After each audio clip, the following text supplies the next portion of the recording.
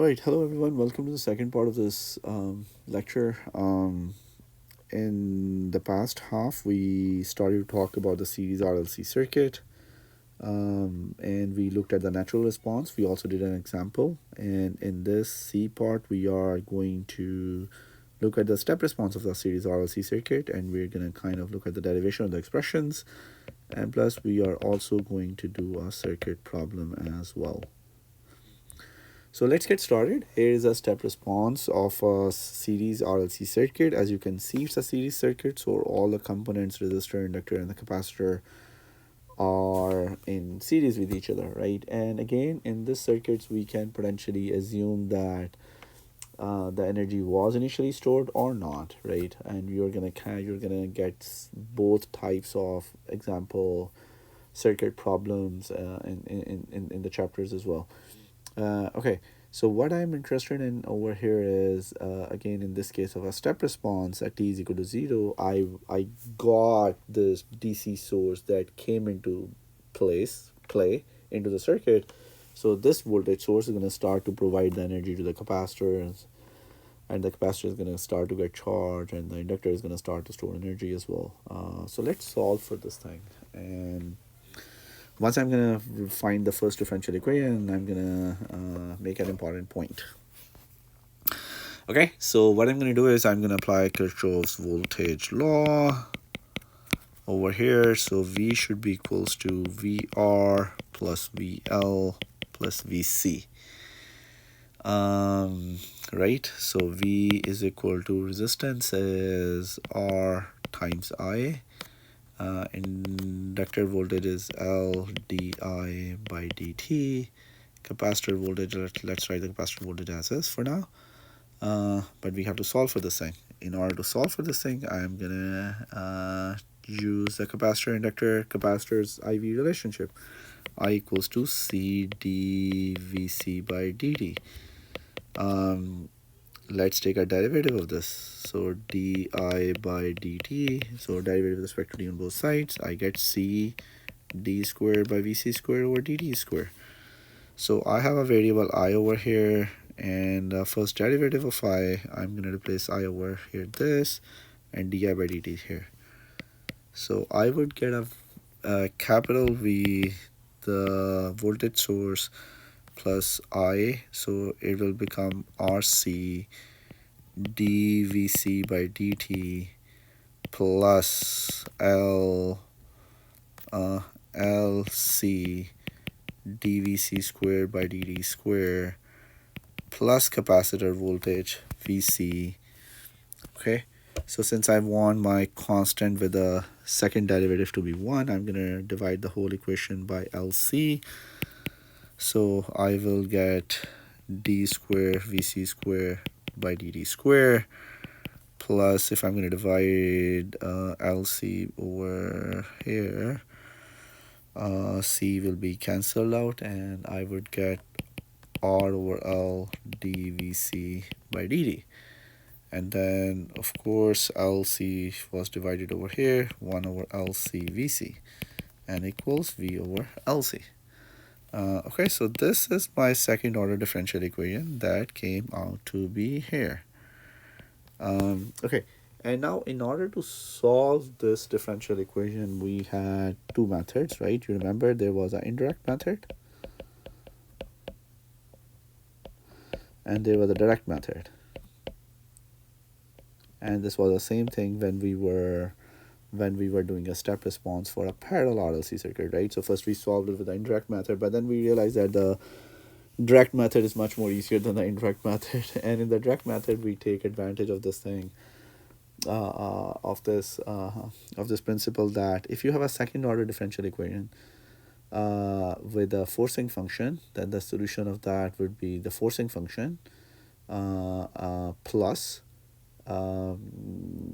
the similar form of the natural response of the circuit, or the natural response, second order differential equation response that you had for the natural response case. Okay, so if I were to write those equations will come out to be here, right? So here are the three expressions for capacitor voltage VC over here, right? And again, If you look at here's a forcing function. Vf is the final value when you solve the capacitor at t approaches to infinity. Uh, um, and then, right, so you have a forcing function of the final value of the capacitor voltage here plus your similar response. If you will compare, for example, this step response with the natural response of a series RLC circuit, you're going to get exactly the same equations without the prime constants, right? In the natural response, we had a1 plus a1 and a2, b1 and b2, d1 and d2. Over here we have a1 dash, a2 dash, b2 dash, b1 dash, and d1 dash, d2 dash, right? These are the prime constants, which are practically different constants, right? And if you remember the indirect methods, we saw that we can potentially get these prime constant as originally as some combination of the non-prime constant as well. But it doesn't matter, it will still remain a constant, and we don't need to worry about that unprime constant while solving for the step response.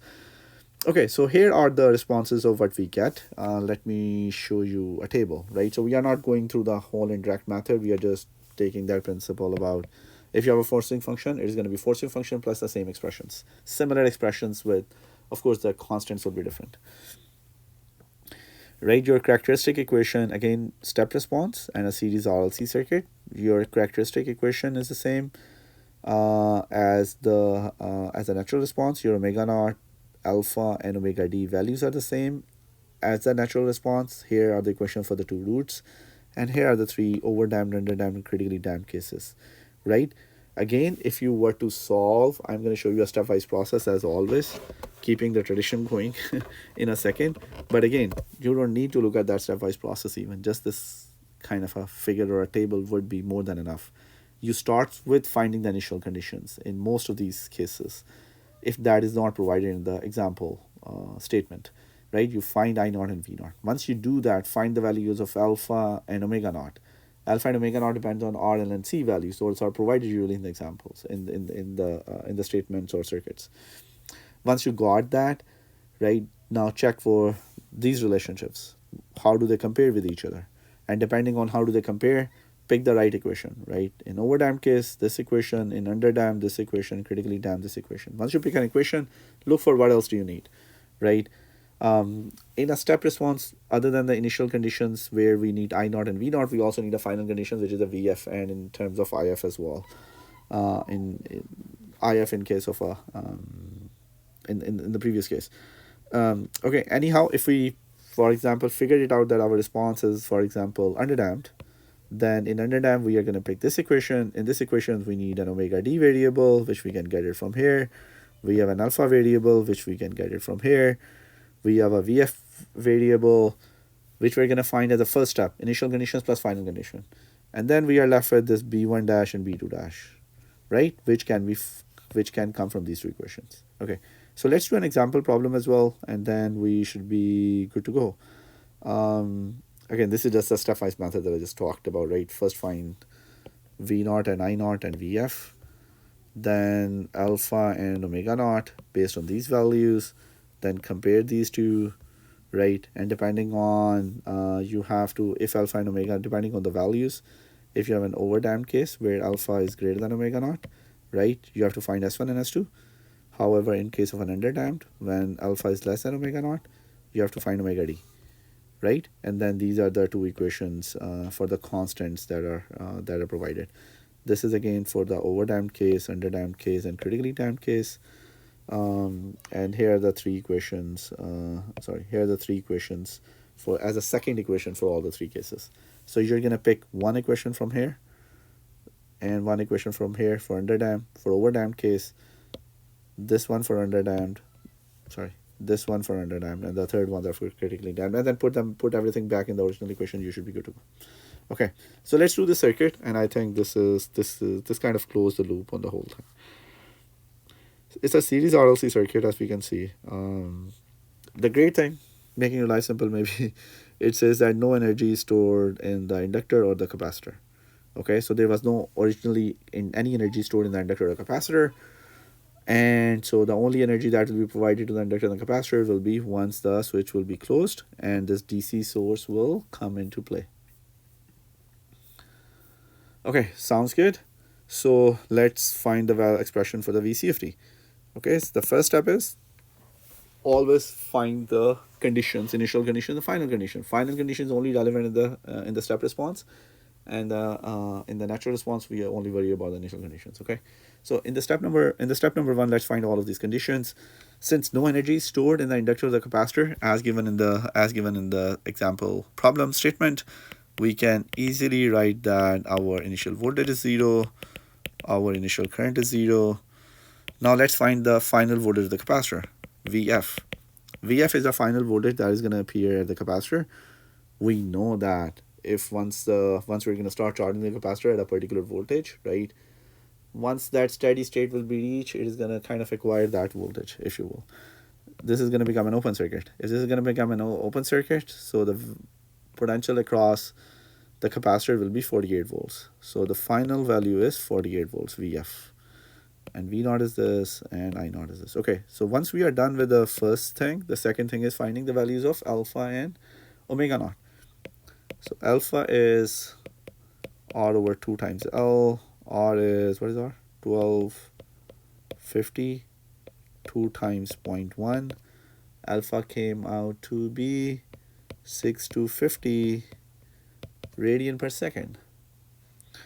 Then omega naught square is 1 over LC. 1 over L is 0.1 Henry times capacitor is 0.4 micro. Omega naught come out to be 25 times 10 to the 6. So omega will come out to be 5 times 10 to the 3, 5,000. 5,000 is less than 6250, right? So your alpha square is greater than B, should be greater than omega naught square. So 3 is, as we can see, that alpha square should be greater than omega naught square. So this means that our response is overdamped. If the response is overdamped, we have to write down the equation for the overdamped response, right? Which is Vc of t is the forcing function, Vf, the final value of the capacitor voltage, plus a1 dash e raised to power s1t plus a2 dash e raised to power s2t. Okay, nice. So I already know the value of Vf. I don't know the values of S1, S2, A1 dash, and A2 dash. So let's find all of these values and then we can replace them, and this is what we need to do. Okay, so fourth step is let's find the value. Okay, so let's find the value of S1 and S2. Again, if you remember that S1 and 2 was equals to minus alpha plus minus alpha square minus omega naught square, right? So minus alpha is minus 6250 plus minus alpha square is 6250 square minus omega naught square is 25 times 10 to the 6. Okay, nice. So S1 is going to come out to be, once you're going to solve it, minus 2500 radian per second. And S2 is going to come out to be minus 10,000 radian per second. Nice. Once you did that, you ended up finding the values of here S1, S2, VF. We are left with finding the values of A1 dash and A2 dash. I'm going to use, I'm going to use these two equations. We are talking about overdamped, so I'm going to use these two equations here. And again, V naught and I naught in our case, making the life simpler, is 0. Okay. Sorry. Go back to the last from print. Yeah, so we were trying to find the values of, in step number 5, A1 dash and A2 dash, right? A1 dash and A2 dash, and we needed those two equations. So the first equation is VF plus A1 dash plus A2 dash equals V naught, right? And the other equation is S1 A1 dash plus S2 A2 dash equals I naught over C.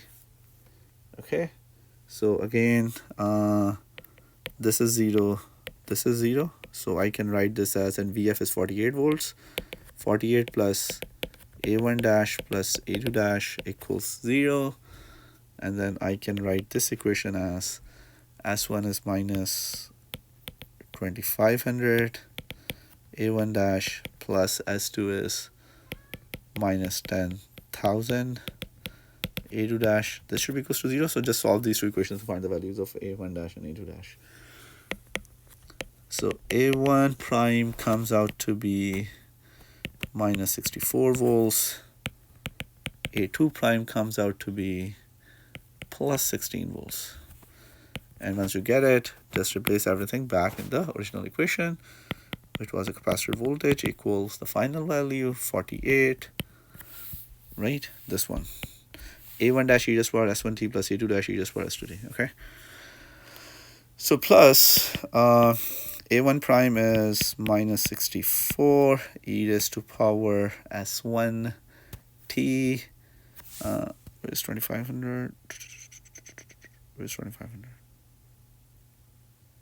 S1, okay, there you go, minus 2500. E raised to power minus 2500 t plus A2 prime 16 e raised to power minus S2 minus 10,000 t. Okay, great. In volts. So this is the expression for the capacitor voltage that you got at time t is equal to 0 or greater. Okay, great. So this is the end of this part of the lecture as well. In this last part, we talked about a series RLC circuit and the step response. We looked at its expression and only use a direct method to get to the equations, right? So we derived this second order differential equation and we saw that we just have a forcing function here, so we can just add that to the previous expressions that we derived as well. So with that, I am going to end this lecture, and I will see if I can have one more lecture just going through more circuit problems of natural and step responses of parallel and series RLC circuit, or we can just get into the next chapter on Laplace transforms. Oh, by the way, the next main topic that is coming up is another beautiful thing which is called as a Laplace transforms, and practically what we're going to do is we're going to come up with another mathematical technique, and if we were to apply that technique to all of these two chapter problems, right, the natural and the step responses for just RL and RC circuits, or the second order circuits where we have two energy elements RLC circuit combined, that transform, if we were to use that mathematical technique to solve this entire thing, that would be even more beautiful and simpler, make our life much more easier, rather than worrying about this differential equation that is going to convert all of these integral differential equations into simple algebraic expressions. That is coming up next week. So with that, thank you so much. Have a great rest of the day. We'll talk to you soon. Bye.